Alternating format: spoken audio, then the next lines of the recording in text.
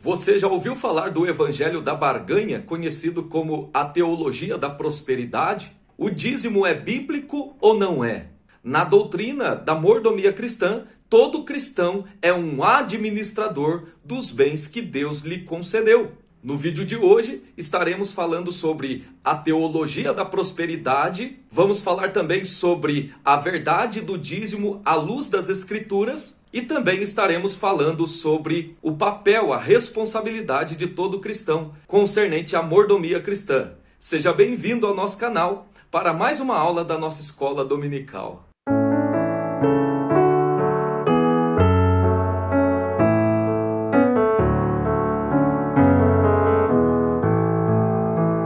Meus amigos e irmãos, que a graça e a paz do nosso Senhor e Salvador Jesus Cristo seja sobre a vida de todos vocês. É com muita alegria que estamos aqui mais uma vez para estudar a viva e poderosa Palavra de Deus. E no vídeo de hoje estaremos falando sobre a sutileza contra a prática da mordomia cristã.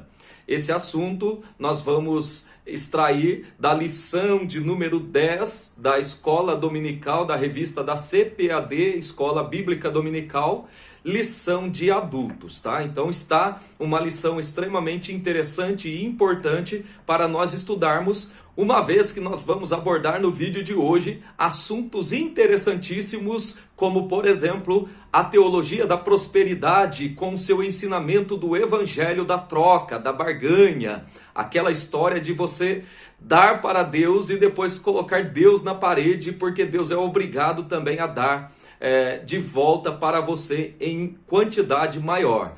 Nós vamos falar sobre essa teologia, o perigo da teologia da prosperidade. Nós iremos falar também sobre a doutrina do dízimo. O dízimo à luz das Escrituras. E aí, será que é bíblico? Não é? Para que serve o dízimo? O dízimo é da lei de Moisés, é do Antigo Testamento? Devemos devolver o dízimo hoje na igreja ou não? Para que seria o dízimo?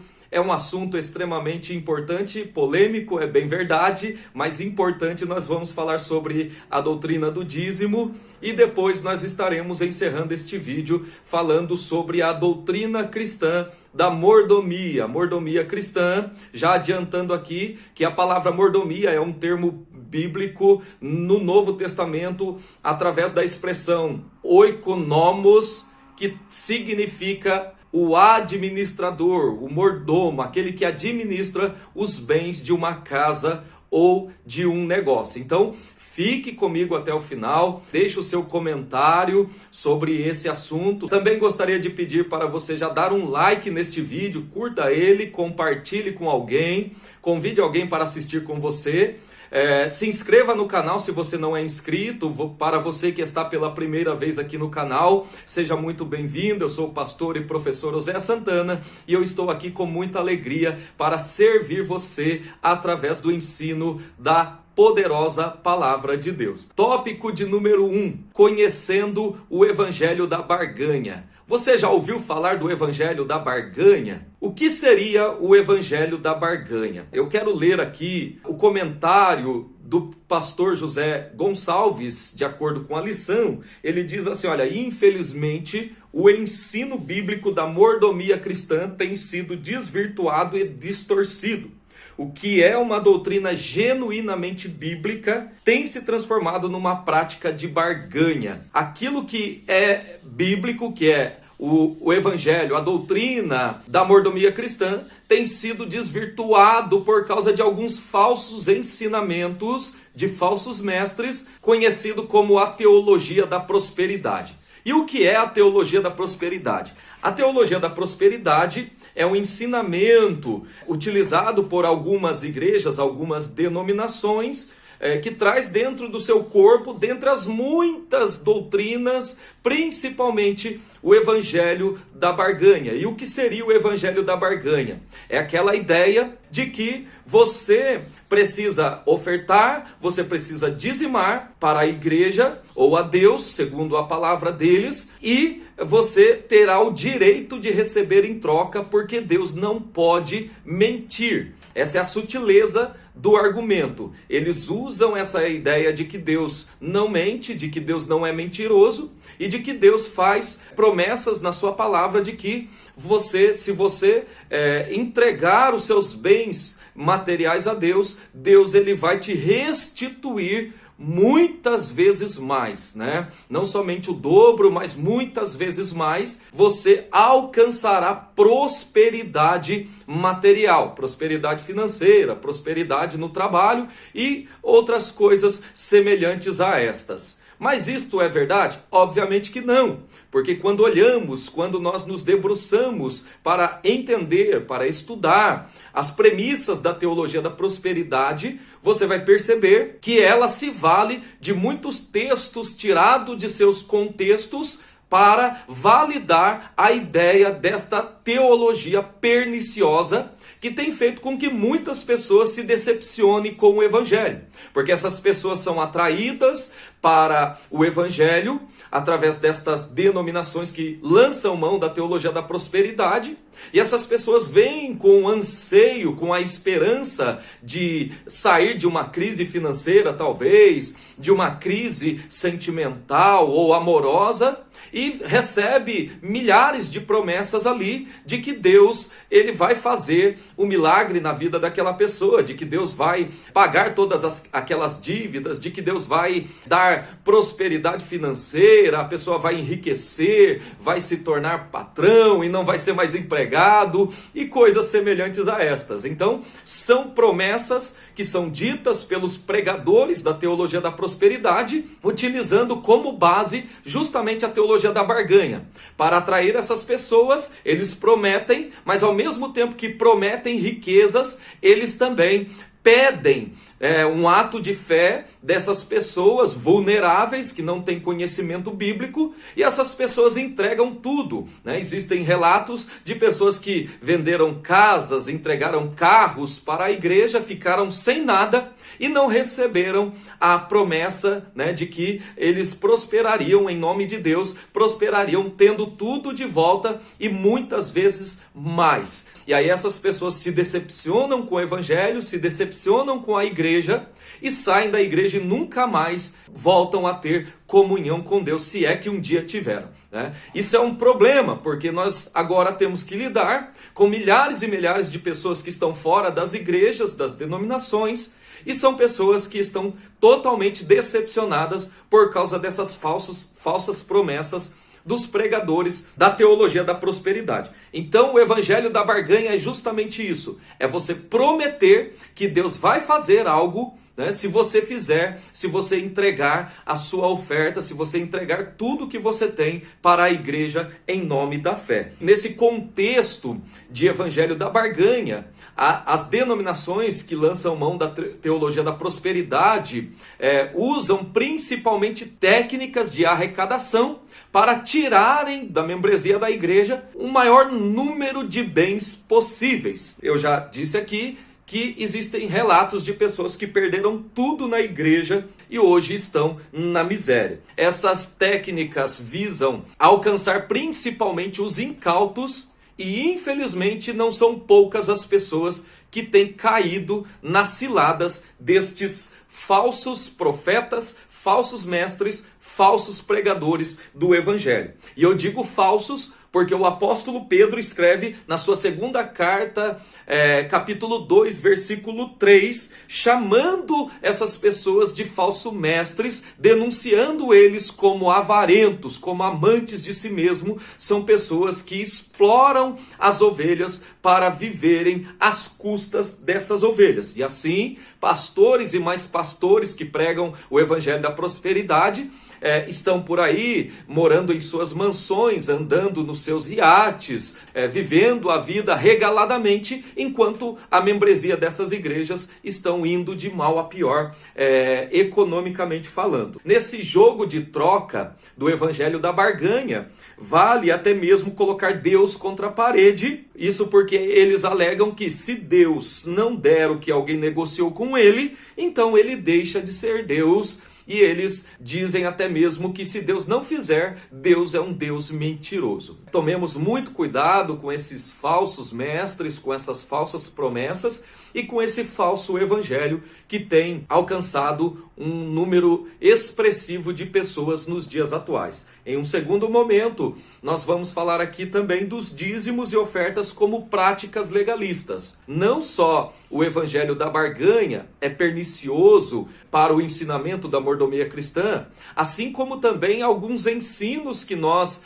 percebemos acontecendo por aí sobre dízimos e ofertas, ou seja, contribuições em gerais, como algo legalista. O que seria isso? Legalista vem de legal, vem de leis.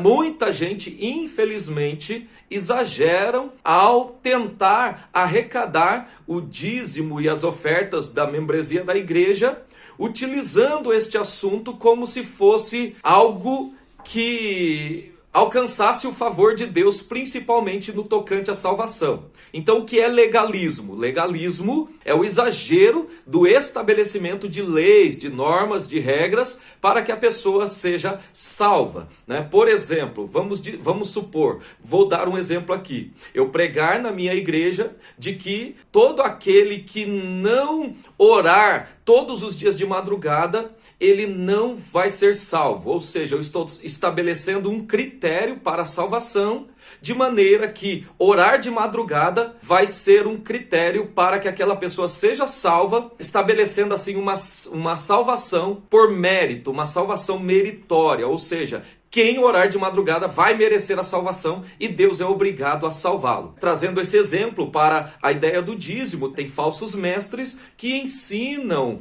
que você precisa dizimar para que você seja salvo. É óbvio que a doutrina do dízimo é bíblico, mas nós não devemos, na verdade, estabelecer critérios para a salvação, como no caso da pessoa ser dizimista ou deixar de ser. O legalismo é isso. Essas práticas tornam-se fundamentais para a salvação, né? Legalismo é estabelecer práticas, leis, que se tornam fundamentais para a salvação. Quando, na verdade, a Bíblia estabelece que a salvação é tão somente pela graça de Deus, e a graça significa favor imerecido, ninguém pode merecer a salvação, e ela é alcançada por meio da fé. É isso que Efésios capítulo 2, versículo 8 ensina, né? Porque pela graça sois salvos por meio da fé, e isto não vem de vós, é dom de Deus. Não vem das obras, para que ninguém se glorie. Isso é dom de Deus. Tópico de número 2, a doutrina bíblica do dízimo sob ataque.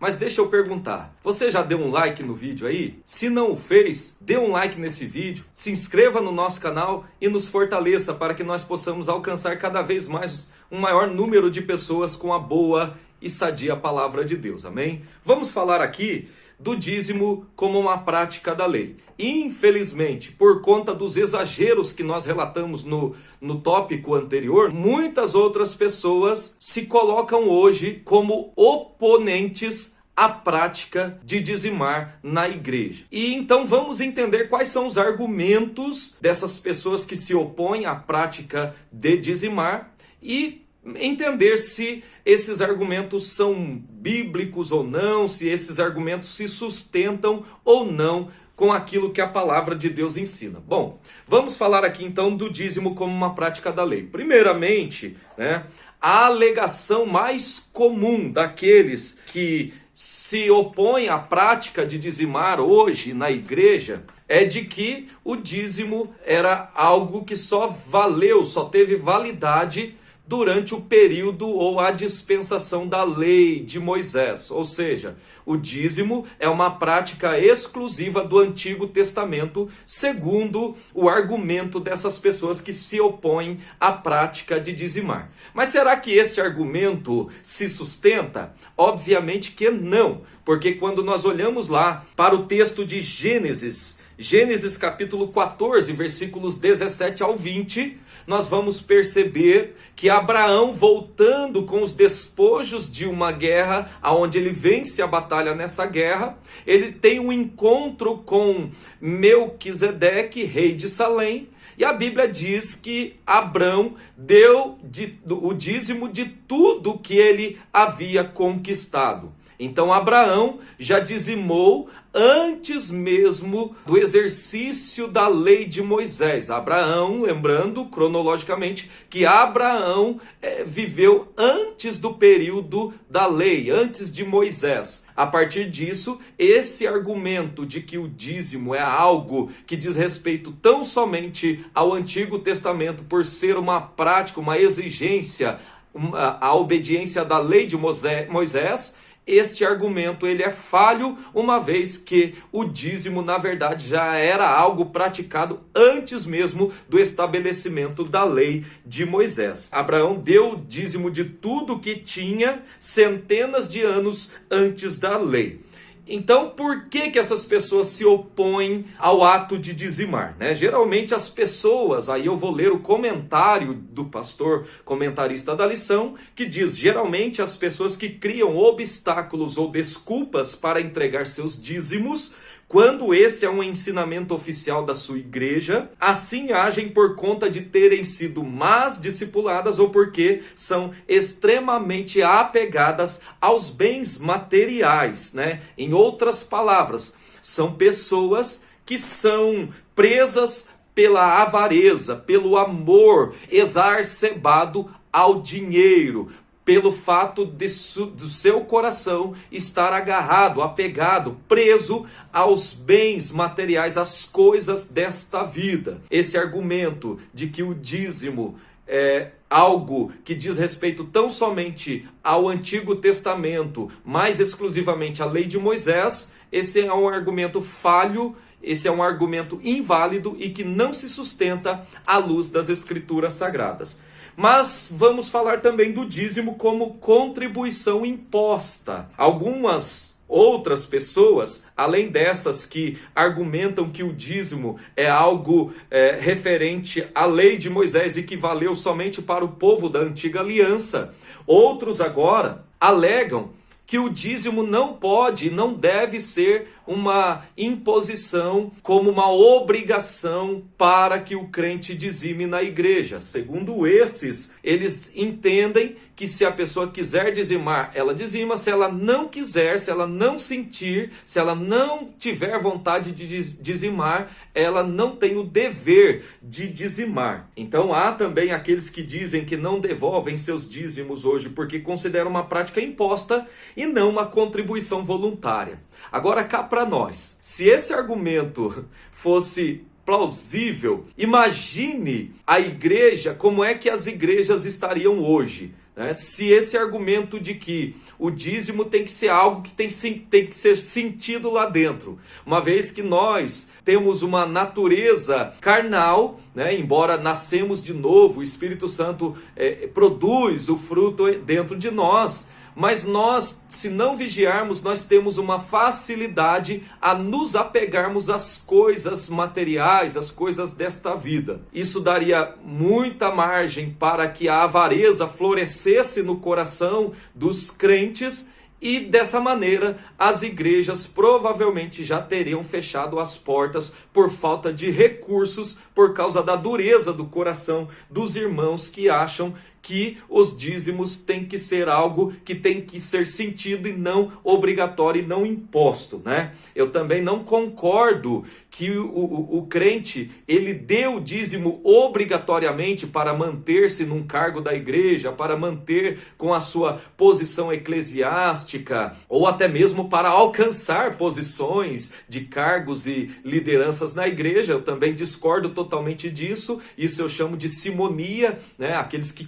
compram o direito de exercer algo na igreja, isso é pecado, mas eu também percebo que por conta da dureza do coração do homem, nós precisamos ensinar que o dízimo é um compromisso que o crente deve ter com a obra de Deus, com a sua igreja, para que a obra de Deus permaneça ativa, de pé, militante, lutando, ganhando almas, dando assistência à sociedade, né? Assistência social. Aqui na lição nós temos até mesmo uma coisa interessante que o o pastor traz aqui, né, ele fala assim, olha, quando Paulo lembrou a igreja de Corinto, que era dever desta cuidar do sustento dos obreiros, ele recorreu ao princípio do dízimo levítico. Aí surge a pergunta, no Antigo Testamento, a prática de dizimar era obrigatória ou era voluntária? Aí, se você conhece a palavra de Deus, se você já leu o Antigo Testamento, você vai chegar à conclusão de que sim, no Antigo Testamento a prática do dízimo era algo imposto sobre os judeus, sobre os israelenses da antiga aliança. E se no Antigo Testamento era imposto, e o apóstolo Paulo recorre aqui ao princípio do dízimo de acordo com o Antigo Testamento, a pergunta é, se para o Antigo Testamento valia a obrigatoriedade, por que não vale para a nova aliança? Paulo, quando ele escreve em 1 Coríntios, capítulo 9, ele mostra que a importância do ato dos judeus, dos israelenses da antiga aliança, dizimar, contribuir. E ele mostra ali que isso servia para o sustento daqueles que trabalhavam, os sacerdotes, os levitas, que trabalhavam em prol da sustentabilidade da religião judaica no Antigo Testamento. Se eles, no Antigo Testamento, eram dignos de serem sustentados pelas contribuições, pelos dízimos, né, pelo estabelecimento das leis levíticas com relação às ofertas, por que hoje no Novo Testamento há tanta recusa? Por que hoje a gente não pode entender que o obreiro precisa também do seu sustento e muitas vezes ele tem que trabalhar muitas horas, 10 horas fora de casa, sem ter o contato, longe já da sua família. Quando chega em casa, mal dá tempo de tomar um café, de conversar com sua esposa, de abraçar os seus filhos, já tem que tomar banho, correr para a igreja e chegar às vezes meia-noite, depois do culto, já no outro dia, para poder acordar cedo e trabalhar de novo. E aí nós, que somos crentes, nós exigimos excelência desses pastores e pregadores, quando na verdade nós estamos sendo mesquinhos. Eu até tive uma reflexão, um pensamento sobre isso, e eu anotei aqui na minha revista e eu quero ler para você. Olha só, quando sentamos para ouvir um pastor ensinar ou um pregador ministrar, exigimos que ele faça o melhor, sim ou não? Claro que sim. Quem que não gosta de ir para a igreja, sentar e ouvir um bom ensinamento, um bom sermão ser pregado? Então, queremos ser servidos da melhor maneira possível. Mas, até que ponto estamos dispostos a investir na capacitação deles? Quando falamos de contribuição, temos o mesmo direito de sermos tão exigentes quanto somos tão mesquinhos? E aí, fica aí a pergunta, a reflexão, para que nós possamos responder essa pergunta, né? Se nós queremos que a nossa liderança nos ofereça o melhor, por que nós resistimos tanto à ideia de que nós devemos dizimar e contribuir para a obra de Deus, para que a obra permaneça de pé? Tópico de número 3, vamos falar aqui da doutrina bíblica da mordomia cristã. E nós vamos apresentar nesse tópico 2 princípios sobre essa doutrina maravilhosa que é a doutrina da mordomia cristã. Primeiro,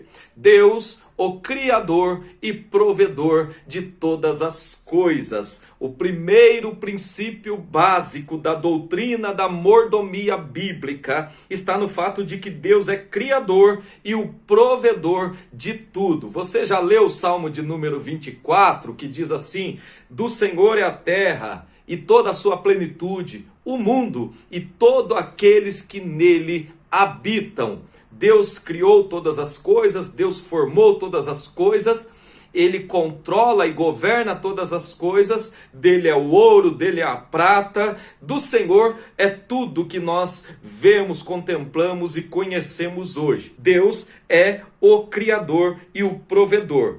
Então, se Deus é dono de tudo, nós chegamos à conclusão de que Ele, Deus, é a fonte de toda e qualquer riqueza que porventura o homem venha possuir. Você já parou para pensar que tudo que você tem vem de Deus? Se ele é dono de tudo, e se você possui, se você desfruta, usufrui de algo, você precisa reconhecer que isso que você está desfrutando, usufruindo, vem de Deus, veio de Deus. Talvez alguém pode até argumentar, dizendo assim, olha, o carro que eu tenho, eu comprei com o suor do meu trabalho. A casa que eu tenho, eu financiei, eu paguei em 10, 20, 30 anos com o suor do meu trabalho. Eu conquistei as coisas. Obviamente que nós não tiramos o mérito do seu esforço, do seu trabalho. Mas quando você olha para esse princípio da mordomia cristã, de que Deus é o Criador e o provedor de todas as coisas, de que do Senhor é o ouro, é a prata, é tudo que existe neste mundo, inclusive você, porque o Salmo fala do Senhor é a terra, o mundo e todos aqueles que nele habitam. Então, olhando para esse aspecto, você precisa reconhecer primeiramente que Deus é quem tem te dado essas bênçãos, esses recursos, né? Você precisa entender que tudo que você tem vem de Deus. Por exemplo, você trabalhou, você se esforçou, você acordou cedo, você chegou tarde em casa, trabalhou dias e dias, um atrás do outro, derramando o seu suor sobre a terra para conquistar o que você conquistou. Mas uma pergunta que eu quero fazer para você: se Deus não te desse capacidade intelectual, capacidade emotiva, ou seja, capacidades para desenvolver o seu trabalho, você teria trabalhado? Outra pergunta: se Deus não tivesse te dado saúde para você ter trabalhado durante toda a sua vida, você teria conquistado tudo que você tem? Outra questão: se Deus não tivesse te dado livramentos de morte durante todo a história da sua vida, no âmbito profissional, né? E você tivesse partido para a eternidade, hoje você estaria desfrutando do que você tem? Então, esse princípio, ele nos mostra que nós devemos sempre sermos gratos a Deus e reconhecer que tudo que temos vem de Deus. Amém, irmãos? Então, acredite, se você reconhece que tudo vem de Deus, que você está desfrutando, administrando os bens que Deus lhe concedeu, certamente você não vai ter dificuldade nenhuma em ser um dizimista, em ser um ofertante, um contribuinte fiel na casa do Senhor, para que a obra do Senhor permaneça viva, permaneça caminhando, ganhando almas para o Senhor Jesus Cristo. Então, ser ofertante e dizimista nada mais é do que reconhecer o Senhor como fonte provedora de tudo, tá? Então esse é o primeiro princípio. E o segundo traz o homem como despenseiro e administrador das coisas de Deus. A palavra mordomia, mordomo, vem do grego oikonomos, né? Oikos no grego significa casa, nomos vem de nemes, que significa aquele que administra, aquele que faz o arranjo, né? Aquele que organiza, aquele que administra os bens. Então, um mordomo, do grego oikonomos, significa um administrador dos bens da casa ou de algum negócio, certo? Lembrando que o mordomo, ele não é dono das coisas que estão sob sua administração. Ele presta serviço a um senhor, a um superior, né? Tanto é que na época do Novo e Antigo Testamento, muitos que exerciam a mordomia, que eram mordomos, eram escravos. Lembram de José na casa de Potifar? José no seu relacionamento com Faraó? Pois é, ele exerceu justamente esse papel de mordomia, de mordomo, de administrar os bens de seu senhor. Então lembre-se, você não é dono de todas as coisas, você apenas desfruta das coisas que o seu senhor colocou, confiou em suas mãos. Você é um administrador. Esse princípio, outro princípio igualmente importante no que concerne a mordomia cristã, está no fato do homem ser dispenseiro das coisas de Deus, ser o mordomo, o administrador. Nós somos dispenseiros e não donos. Nós precisamos entender esse segundo princípio, de que o que nós temos não é nosso, vem de Deus,